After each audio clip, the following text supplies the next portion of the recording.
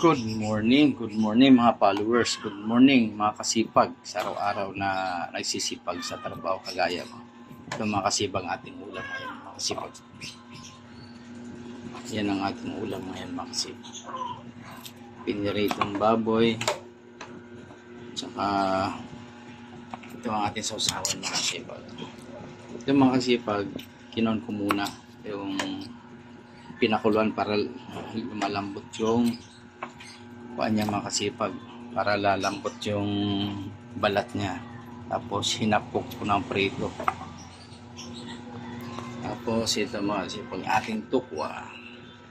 Walang din siya mga kasipag. Hindi ko tinusted to mga kasipag para hindi matigas sa ating sausawan mga kasipag. May sili, yan, may konting kamatis. Tapos lagyan natin ng konting oyster sauce. Tapos mangaw na.